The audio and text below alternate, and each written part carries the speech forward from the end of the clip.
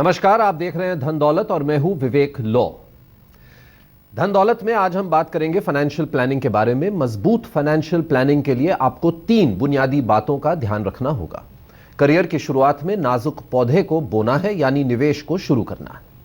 Career स्थापित होने के बाद निवेश को बढ़ाना है, संभालना है और सुधारना है। ठीक वैसे ही जैसे पौधे को पेड़ बनाने के लिए उसे खाद पानी से सींचना होता है और रिटायरमेंट के बाद वक्त पर किए निवेश से ताउम्र आराम की जिंदगी गुजारनी है। यानी अब आपके निवेश का नाजुक पौधा मजबूत पेड़ बनकर फल देना शुरू कर देगा। ये 3 आसान कदम आपकी फाइनेंशियल प्लानिंग को मजबूत बना सकते हैं। इसके लिए आपको चंद बातों का ध्यान रखना है। अपनी आमदनी को निवेश के सही विकल्पों में लगाना है। परिवार की सुरक्षा के लिए जीवन बीमा पॉलिसी को लेना होगा। समझदारी के साथ टैक्स प्लानिंग करने की जरूरत है। कम उम्र से ही रिटायरमेंट प्लानिंग करनी होगी। इस सब पर चर्चा शुरू करने से पहले फाइनेंशियल प्लानिंग पर देखते हैं ये खास रिपोर्ट।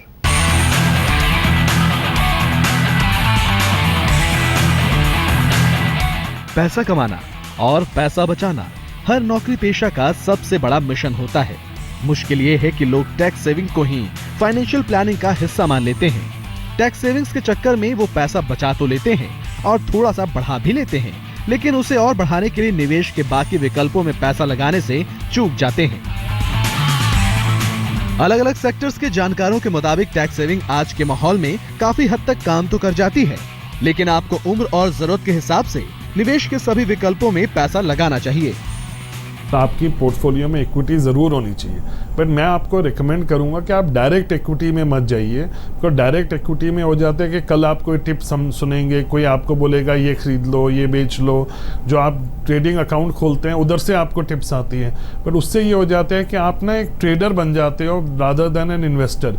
तो मैं आपको रिकमेंड करूँगा कि आप म्यूचुअल फंड्स के थ्रू इन्वेस्ट करिए। देखिए, जब पोर्टफोलियो आप अपना बना रहे हो तो आपको इस बात का ज़रूर ध्यान रखना चाहिए कि पहली बात आपका पोर्टफोलियो डाइवर्सिफाई होना चाहिए, और डाइवर्सिफाई अगर है तो उसमें आपको स्टॉक्स के अलावा एक कमोडिटी का पार्ट में आपको गोल्ड ज़रूर रखना चाहिए। गोल्ड का जो आप SIP करते हैं तो उसमें आपको ये ध्यान रखना चाहिए कि कम से कम आपका जो पार्ट हो वो 100 रुपये का अगर आप इन्वेस्टमेंट करते हैं तो उसमें 20 रुपये आपके गोल्ड में इन्वेस्टमेंट होने चाहिए। यानी शानदार फाइनेंशियल प्लानिंग के लिए आपको निवेश के हर विकल्प को आजमाना होगा। बेशक इसकी शुरुआत टैक्स प्लानिंग से ही होगी। ज्यादा से ज्यादा टैक्स बचाएं। टैक्स बचाने के कई विकल्पों में आप पैसा बढ़ा भी सकते हैं। ATC के तहत आप EPF, PPF, tax saving mutual funds, ULIP, insurance, home loan के प्रिंसिपल, बैंक FD वगैरह में निवेश कर सकते हैं। ATC के अलावा ATD के तहत हेल्थ इंश्योरेंस प्रीमियम, ATE के तहत education loan, HRA, LTA, medical reimbursement के तहत भी टैक्स बचा सकते हैं। हर साल टैक्स सेविंग्स के तहत जोड़े गए 25,000 रुपए भी 20 साल में 25,61,000 रुपए बन सकते हैं, अगर इक्विटी में बड़ा हिस्सा निवेश करके 15% सालाना रिटर्न्स हासिल हो जाए। यानी टैक्स सेविंग्स लॉन्ग टर्म में आपकी पूंजी को काफी बढ़ा सकती है। परिवार की सुरक्षा के लिए बीमा। जीवन बीमा फाइनेंशियल प्लानिंग की सबसे बड़ी जरूरत है। पर्सनल एक्सीडेंट पॉलिसी के जरिए दुर्घटना होने पर हर हफ्ते के हिसाब से रकम मिलती है, जिससे आमदनी को होने वाले नुकसान की कुछ हद तक भरपाई हो सकती है। जीवन बीमा पॉलिसी घर के कमाऊ सदस्य की अचानक मौत के बाद परिवार की आर्थिक जरूरतों को पूरा करता है। यानी इंश्योरेंस को इग्नोर करना अच्छी भली फाइनेंशियल प्लानिंग को खराब कर सकता है। निवेश लक्ष्यों की करें पहचान। अगर आपको जीवन में अपने लक्ष्यों की जानकारी है तो फिर आपकी फाइनेंशियल प्लानिंग सफल साबित हो सकती है। मिसाल के तौर पर महंगाई दर को ध्यान में रखते हुए एक 35 बरस के व्यक्ति के निवेश लक्ष्यों को समझते हैं। इमरजेंसी फंड के तौर पर 5 लाख की जरूरत होगी। 38 साल की उम्र में घर खरीदने के लिए जरूरी 1 करोड़ रुपए 10% महंगाई दर के हिसाब से 1 करोड़ 33 लाख रुपए हो जाएंगे। 53 साल की उम्र में बच्चों की उच्च शिक्षा के लिए 10 लाख रुपए चाहिए होंगे, जिन्हें 10% महंगाई दर 55,60,000 रुपए बना देगी। 60 साल की उम्र में रिटायरमेंट के लिए सालाना 5 लाख रुपए की जरूरत 8% महंगाई दर के हिसाब से सालाना करीब 7 करोड़ रुपए में तब्दील हो जाएगी। अब अगर आप निवेश के लक्ष्यों को पहचानने के बावजूद इस तरह की अपनी जरूरतों को नहीं लिखते तो फिर निवेश के लक्ष्य हासिल करना मुश्किल हो जाएंगे। कैसे काम करते हैं लोन? लोन दो तरह के होते हैं, अच्छे लोन और खराब लोन। अच्छे लोन यानी होम लोन, जो असल में प्रॉपर्टी के तौर पर आपकी संपत्ति की कीमत में इजाफा करते हैं। खराब लोन यानी पर्सनल लोन या क्रेडिट कार्ड, जो ऊंची ब्याज दरें वसूल कर आपकी जेब हल्की करते हैं। हालांकि अच्छे लोन भी अपनी पॉकेट का वजन जानने के बाद ही लेने चाहिए और इनकी 3 से 6 EMI के बराबर रकम बैंक में सुरक्षित रखनी चाहिए। इन बातों का ध्यान रखने से एक शानदार फाइनेंशियल प्लानिंग का सपना साकार हो सकता है और पैसे को कमाने के साथ ही उसे बढ़ाने का फॉर्मूला आप हासिल कर सकते हैं। आदित्य केराणा, दिल्ली, आज तक। फाइनेंशियल प्लानिंग पर विस्तार से चर्चा करने के लिए अब हमारे साथ स्टूडियो में जुड़ गए हैं निवेश सलाहकार सूर्य भाटिया। बहुत बहुत धन्यवाद सूर्य। बहुत से सवाल आए हैं हमको दर्शकों से, पिछले कुछ हफ्तों में आप उन्हें समझा रहे हैं कि किस तरह से फाइनेंशियल प्लानिंग करनी चाहिए। एक जो मुझे सवाल जो आपसे मैं पूछना चाहता था वो ये है कि अच्छी बात यह है कि कई लोग अब अपने पैसों के बारे में सोच रहे हैं और लिख रहे हैं, इसके बारे में जानना चाहते हैं। कईयों ने ऑलरेडी कुछ ना कुछ निवेश कर दिया। लेकिन एक जो ट्रेंड दिखने को आ रहा है वो ये है कि कहां से शुरू करें। सबसे पहले तो आप ये जानिए कि आपकी कितनी आमदनी है। ये तो बड़ा आसान है, आमदनी जानना सबको पता है मेरी कितनी आमदनी है। आमदनी जानने के बाद जो मुश्किल कार्य है, जो कि आप जानते हैं पर आप उसको छोड़ देते हैं, वो ये बताना कि आपका कितना खर्चा होता है हर महीने। जब आप ये समझ जाएंगे कि मेरा हर महीने का कितना खर्चा है और कितनी आमदनी के उसके मापदंड में मैं करता हूँ वो खर्चा, तो जो भी आपका बचत निकलती है आमदनी में से आप अपना खर्चा निकालेंगे, तो जो आपका सरप्लस, जो आपका अमाउंट निकलती है वो आपकी निवेश में जानी चाहिए। क्या वो जाती है? यही अगर आप इसको आंसर कर दें, आप अपने आप को आपको ये आंसर देना पड़ेगा कि आप क्या उसकी सेविंग करते हैं, क्या वो निवेश में जाता है पैसा आपका। अगर नहीं जाता तो क्यों नहीं जाता, वो पैसा कहाँ जा रहा है, और इसको हर महीने आपको इसको एक ट्रैकिंग सिस्टम बनाना पड़ेगा अपना, कि जो मेरा हर महीने की निवेश की जो अमाउंट है, जो दर है, अगर उसको मैं नहीं कर पा रहा तो उसका क्या रीज़न है। इसका मतलब कुछ खर्चा ज़्यादा हो रहा है आपका, जिसको आप कंट्रोल कर सकते हैं। ये जानने के बाद आप अपने आप को बेटर मैनेजमेंट कर पाएंगे, अपने आप को एक कंट्रोल में ले आ पाएंगे, जिस कारण से आपकी जो निवेश की दर है वो बढ़ सकती है। ये जानने के बाद अगर आपने अपना जो निवेश का आपकी जो अमाउंट है वो जान ली है, फिर ये समय आता है आपकी प्लानिंग का कि वो अमाउंट, वो सेविंग हम कहाँ लगाएं, कहाँ निवेश करें। ये सब बातें तो बात की हो जाती हैं। और जैसे जैसे आपकी आमदनी हर साल बढ़ती है, जिस दर से बढ़ती है उस दर से या उससे ज़्यादा आपको अपनी निवेश की दर बढ़ानी पड़ेगी। इसका सबसे बड़ा एडवांटेज ये है, आप इस कारण से अपनी इन्फ्लेशन को मैच कर पाएंगे। बहुत से सवाल हैं, जैसे कहा मैंने सूर्य आपके लिए। पहला सवाल हमें ईमेल के जरिए मिला है, 27 साल के मयूर शर्मा ने भेजा है। ये पिछले 1 साल से हर महीने 1000 रुपये म्यूचुअल फंड में जमा करते हैं। जानना चाहते हैं कि इस निवेश पर 20 साल बाद इन्हें क्या रिटर्न मिल सकता है। साथ ही ये हर महीने 2 से 3 हजार रुपये म्यूचुअल फंड्स में लगाने के बारे में पूछना चाहते हैं कि किन स्कीम्स का चुनाव इन्हें करना चाहिए। आपने इनका सवाल विस्तार में भी पढ़ा है, और क्या ये सही रास्ते पे है? ये 1000 रुपया महीने का सेव करते हैं, 20 साल तक का अगर इनका प्लानिंग है करने का, साल का 12,000, 20 साल में इनका जो मूल निवेश है वो हो जाएगा 2,40,000 रुपये। अगर हम मान के चलें कि 10% की मेरी अगर ग्रोथ रेट आती है, रिटर्न आती है मेरी, तो मेरा कॉर्पस जो बन जाता है 20 साल बाद वो बनता है 7,65,000। अगर मैं मानूं कि मेरी 12% आती है तो वो 10 लाख हो जाती है। अगर 15% मान के चलिए तो मेरा अमाउंट वो 15 लाख रुपया हो जाता है, जो कि काफ़ी अच्छा एक रकम है। बट हाँ, ये हम आज देख रहे हैं इन्फ्लेशन से एडजस्ट करने के बाद वो इतनी ज़्यादा रकम नहीं मिलेगी। इसीलिए आप अपनी आमदनी के हिसाब से इसको धीरे धीरे बढ़ाइए। और जैसे इन्होंने कहा करना कि चाहते जो करना भी चाहते हैं, मैं 2 और 3 हजार और बढ़ा सकता हूं, अपने डिफरेंट एसेट क्लासेस बनाइए, आप अलग अलग फंड्स के अंदर निवेश करिए। अगर आप इक्विटी में थोड़ा सा रिस्क ले सकते हैं क्योंकि आपका समय लंबा है, आपका निवेश का जो पीरियड है काफ़ी अधिक है, तो आप इक्विटी में ज़रूर देखिएगा।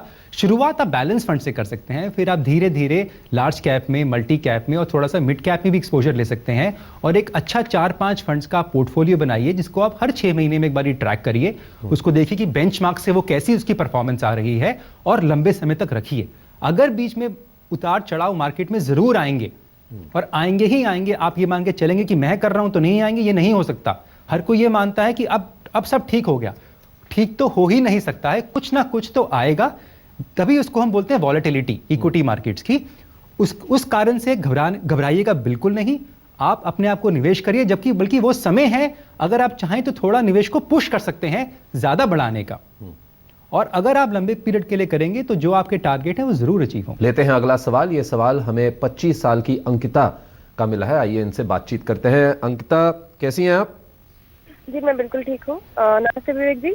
कैसे पैसों का कैसे ख्याल रख रही हैं आप अपने? जी मैं ये बताना चाहूंगी कि मेरी सैलरी 35K है और मैंने सिर्फ SIP ले रखा है। मैंने आपके प्रोग्राम में देखा था, सिर्फ SIP में बहुत सारे, तो मैंने SIP ले रखे हैं जी। 7 मंथली इंस्टॉलमेंट में 7K के अराउंड देती हूँ। और जी उसके अलावा मैंने LIC के मनी बैक पॉलिसी ले रखा है मुझे, जिससे ईयरली प्रीमियम मुझे 24K के अराउंड भरना होता है। और उसके 7K के अराउंड मंथली RD खोल रखा है। ओके। तो मैं जानना चाहती हूँ कि मेरी ये फाइनेंशियल स्ट्रैटेजी सही है या फिर मुझे कुछ इसमें मॉडिफिकेशन करने की जरूरत है? बहुत अच्छा सवाल है आपका सूर्या। क्या इनको एडवाइस देंगे आप? म्यूचुअल फंड की पहले बात करेंगे। जो 7,000 रुपये की आप कर रहे हैं, आपने काफ़ी सारे फंड एक ही फंड हाउस के लिए हुए हैं और प्रेफरेबली रिकमेंड यही करते हैं कि आप थोड़ा सा इसको डिस्ट्रीब्यूट करिएगा ताकि आपको अलग अलग फंड मैनेजर, फंड हाउस का स्टाइल मिले, उनका प्रोसेस मिले। और आपके अच्छे फंड हैं बट आपको थोड़ा सा उनको डाइवर्सिफाई करना पड़ेगा फंड हाउस के अंदर। स्कीम्स के अंदर आपने अच्छा डाइवर्सिफाई किया हुआ है, आपके पास लार्ज कैप भी है, मल्टी कैप भी है, मिड कैप भी है, बट आप थोड़ा फंड हाउस को देखिए। और आपके कुछ फंड ऐसे हैं जो कि अभी नए फंड हैं, तो हम यही आपको सलाह देते हैं कि आप जो एस्टैब्लिश फंड हैं, जो कि ऑलरेडी इनका प्रूवन ट्रैक रिकॉर्ड है, बड़े फंड हाउस हैं, परफॉर्मेंस अच्छी आ रही है, उन पे ज़रा ज़्यादा ध्यान दीजिएगा, और ताकि आपका म्यूचुअल फंड का पोर्टफोलियो एक लंबे समय के लिए आपको एक बेहतरीन रिटर्न दे पाए। RD, क्योंकि आपने मेंशन किया था कि आपकी कुछ शॉर्ट टर्म नीड्स भी हैं, तो RD क्योंकि आपका जो इनकम लेवल है उस हिसाब से RD का आपकी इन्वेस्टमेंट निवेश बिल्कुल सही है, उसको आप कंटिन्यू रखिएगा। जहाँ तक बीमा की बात करेंगे, आपकी अभी कोई रिस्पॉन्सिबिलिटी नहीं है, तो आपने क्यों लिया है मनी बैक पॉलिसी, इसके बारे में ज़्यादा हमें अभी विस्तार से समझ में नहीं आया। बट क्योंकि आपने ली हुई है पॉलिसी, तो उसको आप इवैल्यूएट करिए कि क्या आपको इंश्योरेंस चाहिए, क्या आपकी कोई रिस्पॉन्सिबिलिटी है, कोई डिपेंडेंट्स हैं आप पे, या कोई आपकी लायबिलिटी है आपके ऊपर, तभी आपको एक बीमा की ज़रूरत पड़ती है। आने वाले समय में जब आपके ऊपर रिस्पॉन्सिबिलिटी आएगी, डिपेंडेंसी आएगी, तब आप ज़रूर लीजिएगा। बट अभी आपका एक जो फोकस होना चाहिए कि है मेरे अपनी वेल्थ को कैसे बढ़ाऊं, अपने धन को कैसे मैं इंक्रीज करूं, उसके लिए आपको सारे पीरियड्स को मद्देनजर रखते हुए एक वो चूज करना चाहिए जहां पर आपको एक अच्छी रिटर्न दिखती है लंबे समय के लिए। धन दौलत में फिलहाल वक्त है एक ब्रेक का। ब्रेक के बाद फाइनेंशियल प्लानिंग पर भी आपके सवालों का जवाब देने के लिए सूर्या हमारे साथ बने रहेंगे। हम जल्द लौटेंगे। के बाद आपका एक बार फिर स्वागत है धन दौलत में। आज हम बात कर रहे हैं फाइनेंशियल प्लानिंग के बारे में। निवेश सलाहकार सूर्य भाटिया हमारे साथ लगातार बने हुए हैं और अब लेते हैं अगला सवाल। लुधियाना पंजाब से 32 साल के शैलेश पांडे का अगला सवाल हमें मिला है। इनकी 4 महीने की एक बिटिया है जिसकी उच्च शिक्षा के लिए ये निवेश करना चाहते हैं। पूछना चाहते हैं 18 से 19 साल की उम्र में बेटी की हायर एजुकेशन के लिए किस तरह से चाइल्ड एजुकेशन पॉलिसी ली जाए या निवेश किया जाए। ये हर साल 20 से 30 हज़ार रुपए का प्रीमियम जमा कर सकते हैं। कितना अच्छा सवाल है इनका। देखिए कि छोटी बच्ची है ऑलरेडी, उसके हायर एजुकेशन गोल, जैसे आप कहते रहते हैं सूर्या, के गोल अपना बहुत क्लियर रखिए कि आप इन्वेस्ट कर क्यों रहे हैं, और इनका गोल तो बहुत क्लियर है, रकम भी है, तो क्या किया जाए। वो चाहते हैं एजुकेशन पॉलिसी, जो कि आप देखेंगे एडवर्टीजमेंट्स में भी और मीडिया में भी कि काफ़ी प्रमोट करते हैं। बट अगर आप थोड़ा सा उसमें और अगर अंदर घुसेंगे समझने के लिए, तो वो क्या है, उन्होंने आपकी इंश्योरेंस बीमा करा दी है, जो उनके फादर है उनकी इंश्योरेंस करा दी। उसके बाद कहते हैं कि समय समय पे जैसे जैसे आपकी ज़रूरत पड़ती है आपकी पढ़ाई के लिए, हम आपको उसकी रकम देते जाएंगे। फिर कितना मेरा उसमें से रिटर्न निकलती है, ये क्वेश्चन एक देखने वाला है। अगर इसको मैं अलग अलग कर दूं और इनको बोले कि आप अपने लिए एक टर्म प्लान खरीद लें, अपनी इंश्योरेंस को अपनी बिटिया के लिए आप प्रोटेक्ट करके चलिए, आप जितनी आप सेविंग करना चाहते हैं, क्योंकि एजुकेशन प्लान में आपको 7 to 10 टाइम्स का कवर मिलेगा। अगर आप 20,000 रुपया प्रीमियम पे करते हैं तो मान के चलिए 2 से 3 लाख, आप 5 लाख अगर मान के भी चलूँ मैं कि इतना मेरा सम एश्योर्ड हो जाएगा, पर क्या वो काफ़ी है? मेरे ख्याल से नहीं। तो अगर 10, 20, 25 लाख का भी अगर ये टर्म प्लान ले, जो कि बहुत सस्ता पड़ेगा, और आजकल तो ऑनलाइन टर्म प्लान्स मिलते हैं जिसमें से कॉस्टिंग और भी कम हो जाती है, तो उसको इनको इवैल्यूएट करना थोड़ा चाहिए। ऑनलाइन टर्म प्लान ले और जो बाकी रकम बचती है 15 से 16,000 या इससे भी ज़्यादा, उसको SIP करें उसकी, क्योंकि मेरा अभी 4 महीने की है मेरी बेटी, अभी मेरे पास 18 साल पड़े हैं निवेश करने के लिए, तो आप 15 से 20 साल का आप SIP प्लान शुरू करिए 2 से 3 फंड के अंदर। धन दौलत में आज के लिए बस इतना ही। अगर आपके पास भी निवेश के किसी विकल्प, mutual fund, insurance, property, gold से जुड़ा कोई भी सवाल हो तो आप हमें dhandaulat@aajtak.com पर मेल कर सकते हैं।